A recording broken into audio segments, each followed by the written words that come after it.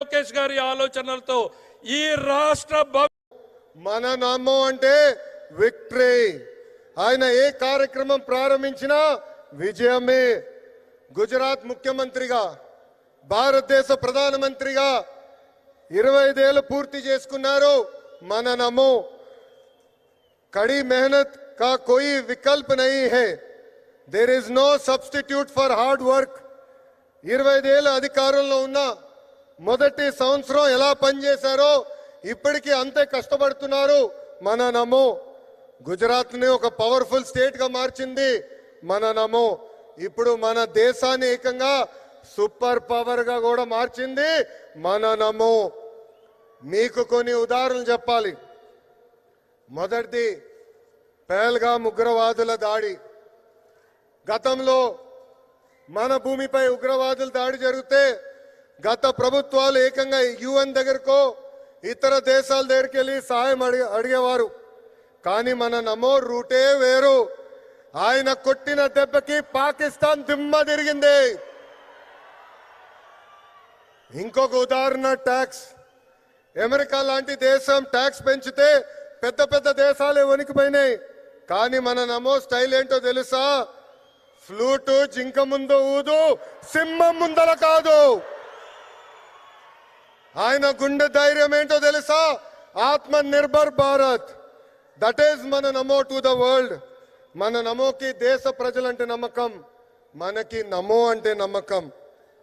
దసరా, దీపావళి కలిసి ఒక్కసారి వస్తే ఎలా ఉంటుంది? అద్దరిపోతుంది. అలాంటి అద్భుతమైన పండుగనే సూపర్ జిఎస్టి, సూపర్ సేవింగ్స్. అలాంటి సూపర్ పండుగ 140 కోట్ల ప్రజలకి అందించారు మన నమో. పేద మధ్య తరగతి ప్రజలపై పన్నుల భారం తగ్గించారు మన నమో. ట్యాక్సులు తగ్గించడం వల్ల ప్రతి పేద మధ్య తరగతి కుటుంబానికి ప్రతి ఏడా 20,000 రూపాయలు మిగులుతుంది. జిఎస్టి తగ్గించాలని నిర్ణయం తీసుకున్నప్పుడు అధికారులు వెళ్ళి మన నమో గారిని కలిసి వేలాది కోట్ల రూపాయల ఆదాయం తగ్గిపోతుందని చెప్పారు. అప్పుడు ఆయన ఏం చెప్పారో తెలుసా? ప్రభుత్వానికి ఆదాయం తగ్గినా పర్వాలేదు, దేశానికి ప్రజలకి మంచి జరిగితే చాలు అని చెప్పారు. నిత్యావసరాలు,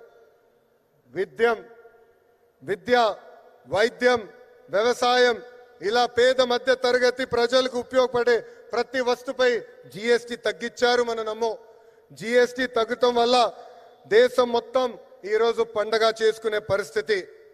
మరి మన నమోకి పండుగ ఏంటో తెలుసా? పేద ప్రజల చిరునవ్వే మన నమోకి పండుగ. గరీబోं के चेहरे पर मुस्कान నమో కా ఉత్సవ్. పేద ప్రజలు ఆనందమే మన నమోకి పండుగ. గరీబోं की खुशी మన నమో కా ఉత్సవ్. పేదరికం లేని దేశమే మన నమో కళ. గరీబీ ముక్త భారత్ నమో కా సప్నా. జిఎస్టి తగ్గించాలని మన నమో నిర్ణయం తీసుకున్నప్పుడు దేశవ్యాప్తంగా పెద్ద ఎత్తున చర్చ జరిగింది. మన ఆర్థిక శాఖ మార్చులు కేశవ్ గారు పరిగెత్తుకుంటూ వచ్చి 8,000 కోట్ల రూపాయల ఆదాయం మనకి తగ్గిపోతుందని మన సిబిఎన్ గారికి చెప్తాం జరిగింది. మన సిబిఎన్ గారు ఒకటే చెప్పారు, ప్రభుత్వానికి 8,000 కోట్ల రూపాయల ఆదాయం తగ్గినా పర్వాలేదు, పేద ప్రజలకి 8,000 కోట్ల రూపాయలు లాభం జరుగుతుందని. మన నమో ఏ నిర్ణయం తీసుకున్నా అది ప్రజల మంచి కోసమే. అందుకే నా సంపూర్ణ మద్దతు ఉంటుందని అన్నారు మన సిబిఎన్. కేంద్రంలో మన నమో, రాష్ట్రంలో మన సిబిఎన్. ఇది డబుల్ ఇంజన్ సర్కార్ కాదు, ఇది డబుల్ ఇంజన్ బుల్లెట్ ట్రైన్ సర్కార్.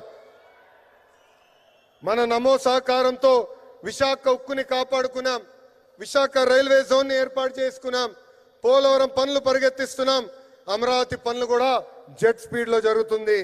కర్నూలు హైకోర్టు బెంచ్ ఏర్పాటు కోసం అద్భుతమైన సహకారం కూడా అందిస్తున్నారు.